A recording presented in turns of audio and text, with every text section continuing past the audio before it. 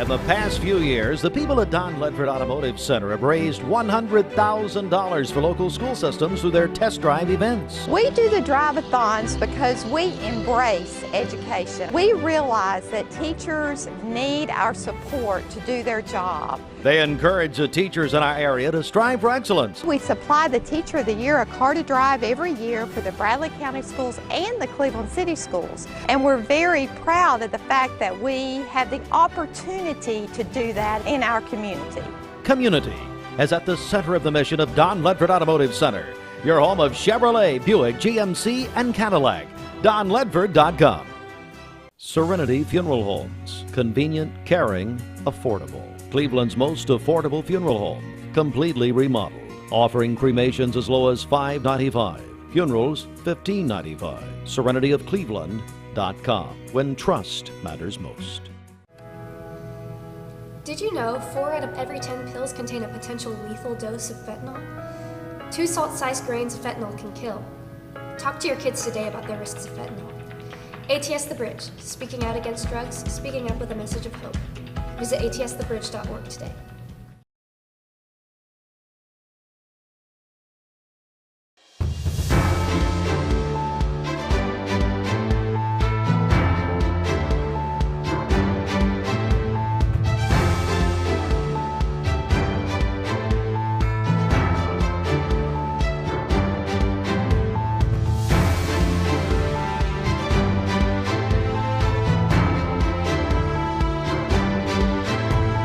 Welcome you back, everyone. Mix 104.1 on the radio, and we're back on MixTV.tv. As we had a little interruption there, we apologize for that, but welcome back. We are joined by the new state representative in the 24th District, Kevin Raper. Kevin, congratulations. Thank you. I want to take just a moment to thank God. He just blesses me all the time, and I want to thank the voters of the 24th District.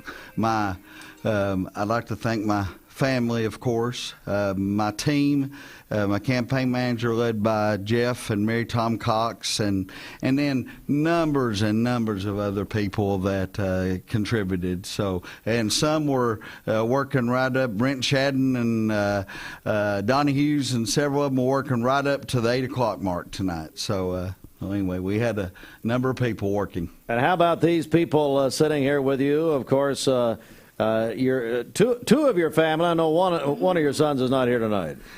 Yeah, he's down in Bulldog Country. That's right. But I think he's proud. He called this afternoon and asked me how I felt, and I said, I don't know. I have no idea. I have no grasp on this at all. So, Lori, we've talked about the toll on families. It's not just the candidate. The whole family gets involved, don't they? We really do. And closer, Lori. I was telling someone earlier today, this was a joint effort. Kevin would not have even considered running had we not all been engaged in the campaign. And so we've just worked really hard together. And probably in 30 years of marriage, we're probably closer now than we've ever been. Well, that's what I was going to say. I feel like it's brought us all closer together. Yeah. And I was thinking this morning, driving here, that I'm appreciative of not just them, but everyone that supported us and been involved in the campaign. It's been very humbling for our family, win or loss, right? And I was thinking about, it doesn't change our life, right? We're still the same people. We're going to be at First Baptist on Sunday, the same people sitting on the far right, about the third or fourth row. We're going to be in the same spot, doing the same things, and so it doesn't change us. You're basically Prince William now. This is what's happening. You think you're next. Manning Raper. Jimmy? I really think that we just heard the opening salvo of a campaign for President of the United States. There's just no question about it. You learned a lot from your dad over the years. There's no question about it. And the quality of your family is just an amazing thing. And as we were talking earlier, Kevin, everybody talked about the folks who really have a good chance are the folks who are likable. And you bear that as your motto, certainly a devoutly religious family and so wonderful. But that concept of having nothing but good things to say about other people, but yet taking a position which sometimes you know and I know are oftentimes maybe a little difficult to take, but you make decisions with one thing in mind. What is that? Well, I've said many times I'm a Christ lover, so that's going to be my driving force on about everything. But District 24 comes close. I'm going to be a listener, and they are really going to dictate what is going on, and I'm going to make sure that the decisions I make are in line with the belief system of District 24. And what you believe is the best thing for the community which you represent. Correct, and that's what I've always tried to do with the county commission. You make decisions, but they're not always popular. But I want to do what I think is the right thing to do, and I sort of modeled my behaviors after Bill Winters. He's such a fine man, and we don't always vote alike. In fact, we don't frequently. But the kind of man he is really moves me and as a driving force when I make decisions. Share with us the most significant issues which you think you're going to confront in the present legislature. Yeah, I think there's far and away one that's above any other in the fact of, I think right now we have people just trying to make ends meet, and we've got to find ways to help these people. They're living on fixed incomes and pay groceries and pay gasoline and a number of things. Now, a close second is going to be the anti-abortion law and the legislation that will be passed as far as that's concerned. So that will be a close second. But we've got to meet the needs of these people in District 24 because they're hurting, and they're hurting all over the country, not just here, but all over the country. And we have it good in Cleveland, Tennessee. So in other areas, I just can't imagine. All right. All right. New State And Representative what about Raper, that? and Wow. congratulations, Jimmy. We got a line of folks to talk to you in the hall out there. So I'm going to send you out there, and we're going to stay congratulate Kevin and Lori and Manning and Neelan down in Georgia. Is that right? And right. I don't want to leave out my campaign manager, Lorenzo White. Come here, Lorenzo. Say hello to everybody. Yes. So Lorenzo, his dad was All-American at Tennessee, so he's been my All-American campaign manager. But I want to add, I was Lorenzo's fourth grade teacher. Oh, is that right? That is right. Lorenzo, she was your fourth grade teacher. Yeah, but good old Prospect Elementary. That's right. That's exactly right. That's right. And well, a big congratulations, and just keep us updated as we go forward. We will.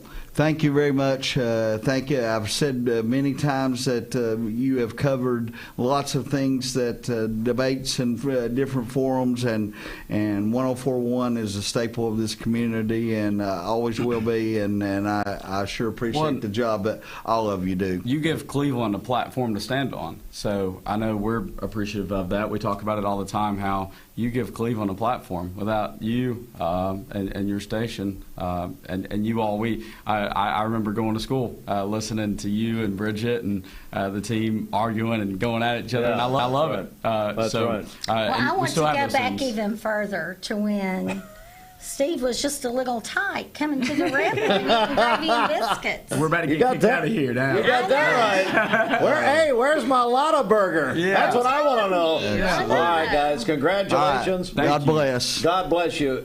Jimmy Logan, we've got a crowd of folks out there, I understand. I want to go over to Jimmy. Jimmy? Thanks, Steve. Wow. Your first race. My first race. But you've been familiar with this process for a long time, have you not? I have. I believe Charlie ran 7 or 8 times and won every time. Yes. And The thing that I've found most interesting about you is your commitment to really understand the issues which our city confronts and the greater impact that the city has on our community. Yes, I do like to understand what I'm voting on, and I do ask a lot of questions. Try to learn. Well, that's been very obvious that you want to make sure that you know the impact of those issues. I do. I absolutely do. I can tell the people that voted for me that I want to know what I'm voting on for their sake and for the city of Cleveland. Well, what do you see the most significant issues that the city council is going to face along with the city manager and the mayor? Well, I would say, of course, the revitalization downtown. That's a lot of pros and cons with that, but it's a very needed thing, and I think it's moving along, and I think we're going to see some wonderful things ahead. Of course, Paul Huff is always a concern for people, but that's going to be improving as well. Yes, and the people who voted for you and came out and the supporters in other districts, share with the district voters in your community your thoughts about the vote which you received. Well, I just want to say thank you for everyone that came out and voted for me. I knocked on a lot of doors, and I had people ask me, what was my intentions if I stayed on, and I said, well, it's to work for the south end of Cleveland and, improve it and bring some businesses down there and some more housing. We have a shortage of housing in Cleveland, and that's a great concern to me, and so that's what I would say. Well, Marcia, let me just tell you, your work has been noticed by everyone about how you want to know all of the information that's available before you make your votes. That's the hard work, is spending the time to find out. And thank you for spending that time. Thank you, and thank you to everyone that voted for me. And I do want to say thank you to my daughter-in-law, who is my treasurer, Melanie Murray, and also my niece, Tanya Arrington, who they both helped me a lot in this race. Well, thanks for your service, and we look forward to the next 4 years? 4 years. 4 more years. Well, thanks so much. Thank you for being with us, and we've got some other people coming in just a moment. Steve, right back to you. All right. Thank you, Jimmy. As we continue our election coverage tonight, presented by the Logan-Thompson Law Firm on Mix 104.1 and MixTV.tv, and to bring you a bit of a summary from the competitive races in Bradley County. Once again, in Bradley County, where you just heard and saw Kevin Raper as the new state representative in the 24th District. You just saw Marcia McKenzie, 1st District, in the District 1 of the City Council. And you're seeing this here. Also, Kevin, we mentioned that race. State Senate, Adam Lowe is the new state senator, has defeated Representative Mark Hall in the 4-county race earlier this evening. You see the separation there, and that is the 4-county race right there in State Senate District 1. And then Jody Riggins, and she defeated Alan Jones for the Cleveland Board of Education in the 5th District. We do know there are other races that a lot of people are interested in all over the outlying counties, and we are covering those also. I do want to go back, Jimmy, if you're ready. I want to go back. We have a lot of folks waiting to get on when to stand. We're live in our broadcast center on Mouse Creek Road. Jimmy Logan, let's go back over to you. Looks like a good debate about to start right there. Jimmy, can you hear me? Somebody cue Jimmy. I got the sign, Steve. Thanks for letting me know they had the volume down here, and I just was seeing you frustrated because John and I were not talking to you. Yeah. Hey, John. How are you, Jimmy? I'm wonderful. What a family you have. I've been very blessed in life. And your commitment to the Republican Party and its ideals, that's a long-standing family tradition. Well, I joke, I tell people I'm 60 years old, and I've been doing this 60 years because Mom was a Brockette, and she was pregnant in the motorcades for Bill Brock with me. And then as a toddler, we went on the motorcades, and I handed out Brock candy and Bill Brock flyers. So, The other people, your connections with the Republican candidates and your decision making in that regard, you've been very, very knowledgeable about the candidates over the years. Now, what is the role of the state Republican Party committee? Well, I mean, the Democrats have a committee as well. So if you voted in the Democrat primary, you would have seen a committee man and a committee woman there. There's 33 Senate districts. We elect a committee man and a committee woman from each district. And I explain it that it's like the executive board, basically, or the board of directors of the Tennessee Republican Party. Now, I work the job. Everybody works it differently, but I work pretty hard in my counties. I attend every county meeting. This last district, I had 5 counties, so that's 5 meetings a month. And then we support the candidates, we support the party, we support, for example, this partisan school boards. The state party really pushed that through, and I personally was very active in trying to generate phone calls to Nashville to support that. So we do things like that. And in terms of the qualifications of candidates, we saw in a couple of races, well, more than that, across the state, about 10 people who were determined to be unqualified or disqualified from running. Does the committee actually, the Republican Party committee, do they make some of those determinations? We do. That changes a little, and we've changed the bylaws some. We had a case up in Knoxville that I got hammered a little bit on because we voted not to let someone run. The state chairman overrode us because our bylaws allowed that. He ran, he won, and then they came back in August and wanted us to remove him, and I refused because I said, look, he's won. The people have spoken. That's only been done one time in the state, and actually the Democrat Party did it with Rosalind Corrida about, 12 years ago or something. So I may not agree with someone that gets elected, but once the people have spoken, I don't want 66 elites in Nashville to undo that. Now, we went back and fixed that. The state chairman can no longer override the committee. And in that case, one of the problems was we allowed vouching in our bylaws.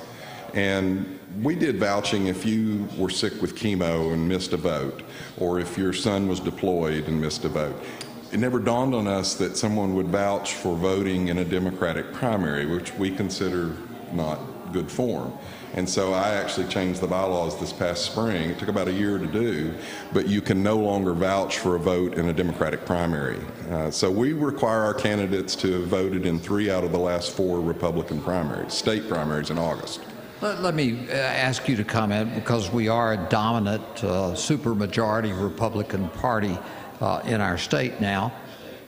How do we increase voter participation and informed voter participation when we now have 70% of the people getting their news on Facebook?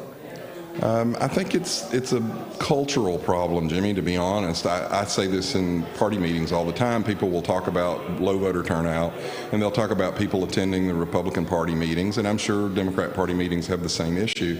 And I make the comment that people don't attend their church anymore. If they're not loyal to their church, you think they're going to be loyal to a political party? We've become a disconnected culture. This is an elected official wouldn't say this. We're a indulged society. We think nothing will ever go wrong, that we can just do what we want or ignore it, unfortunately, and everything will still be all right. I personally think we could lose all of this pretty quickly if we don't start taking government, taking our lives more seriously. Now, I also have high blood pressure and my stomach churns and all that. So. Well, there's no question that you've been passionate in your participation for the Republican Party and the ideals of the Republican Party. Is the divisiveness which exists in our country today, is that something that the Republican Party can or might be willing to undertake as one of the goals to change this divisiveness to the extent that we can? I have a little bit of a problem with some of the way we design that and talk about it. For example, I believe in both parties, and so 4 years ago I was up in upper Monroe County, and one of the big housing networks up there has a lot of northerners that have moved down, and I gave my typical speech about pro-gun and pro-life, and these 3 ladies came up and they said, we're from New York, and we don't like you. And they said, we're Democrats, and we're pro-choice, and we're pro-gun control. And I said, well, that's great. There's a man named Jimmy Bilbo, and he runs as the Democrat Executive Committee man, and you should vote for Jimmy. And I told Jimmy, I said, I campaigned for you when I ran into Democrats. So I like the two-party system. I do have a problem today because, for example, when I grew up, negative campaigning was, he's a crook, he's a womanizer, he's an alcoholic. We've now taken negative and defined it as, if I say he voted against X or Y and it's a negative perception in the community, they go, oh, that's negative campaigning. I think that's a fact. And so, well, like we've had candidates locally. We had one that sent out a flyer and said some things that his opponent had done, and this has been years ago, and everything on that flyer was true. But the majority of people looked at it and went, that's mean. I think that's dangerous for us to not be able to look at facts and go, did they do this or did they not? Did they vote for that or did they not? So it's a real complicated issue. We are too divisive. We are too emotional about things, but at the same time, we want to ignore reality as well. That's right. That's right. Well, John, I want to thank you, and I'm going to conclude with this. Your wife's participation in county government for the years that she did, as you know, our offices were representing the county. We gave up the back tax collection so we could have a full-time county attorney. Right. But we accomplished so much working together, I agree. Your wife and I did, on issues that there shouldn't be any divisive enough about it. You know my heritage. You know that many of my views are different from yours, but that doesn't make us enemies at all. Well, you and Jimmy, the other radio show, Franklin and I could be going at it really hard and heavy, and 30 seconds after that conversation was over, we were friends, and we were laughing and joking, and locally, we actually agreed on a lot of issues. People have become, as partisan as I am, I still want to accomplish something. Absolutely. Well, thank you so much for your involvement in our community and your desire to continue to make Tennessee a great state for all of us. Thank you very much. Steve, I'm going to check outside, see if there are some additional people here who were candidates. Are you still there, Steve? Yes, sir. I'm right here. Good. Thank you very much. We are getting numbers and some final numbers in Polk County, where Robbie Hatcher will continue as the Polk County executive, defeated Stan Howard tonight. Also, Steve Ross will continue as Polk County sheriff with 69% of the vote there. Melissa Keith Jenkins is the clerk of courts, running as an independent. And we're looking at Polk County numbers as some of the races that were mentioned earlier tonight. And go back to Bradley County. And let me, if someone will let me know if Jimmy has another guest here. In Bradley County, 11,804 total vote in Bradley County. That was up quite a bit from early voting. We're about 5,600. So we did have quite an influx of voting today. Jimmy wants to come back in here and we'll wrap it up. And then again, those competitive races. It was Jody Riggins winning the city school board race. Also Kevin Raper, state representative, 24th district. State Senate, come on in, Jimmy. State Senate, Adam Lowe has won that. And Marcia McKenzie, 1st District. We're getting some numbers in here, Jimmy, from some of the other counties, but I'll just go over to you and we'll continue to digest these numbers we're getting. Steve, typically, and I need to find out if my pay rate's going to be good for tomorrow as it has been today. Yes, about the same, probably. And folks, we will have all of the surrounding counties and report to them the Hamilton County races that we know a lot of people were interested in, some of the other counties as well. I'll try to get those up first thing in the morning And thank you and the crew here at WCLE as we try to do what I've always said. We want to be connected with all of the communities who listen to us, and we want to create community is the new slogan which you've developed. I'm not sure that it's necessarily any better than mine. Well, It's all the same. It's the same. We want the people in our listening area to know that we want to be connected with them, and we want them to be connected with us. When you think that there are things that we might do differently and better, I can assure you that Steve Hartline, Dwayne, and the rest of the family are here to take those suggestions and make them count to make this a better radio station. I love Steve Lawson's slogan. He wants to do a little better every day. All right, and that's exactly right. It has been a very interesting night. As Jimmy said, we'll have a full recap tomorrow morning, and what will not be too much longer from now, as it's just past 10:30 Eastern Time. There is a lot to digest. We've had a lot of races. Of course, we've concentrated primarily on Bradley County, but in some of the competitive races.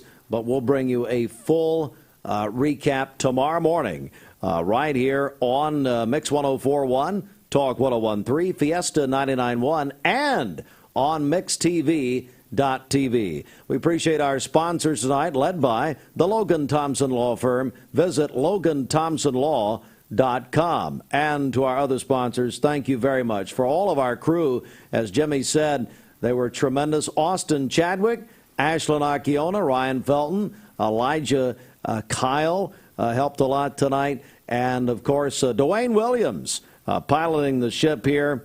And we are certainly glad that you joined us tonight. Again, a full recap tomorrow morning beginning at 6 a.m. right here on Mix 104.1 and all of our family of stations. Good night, everybody.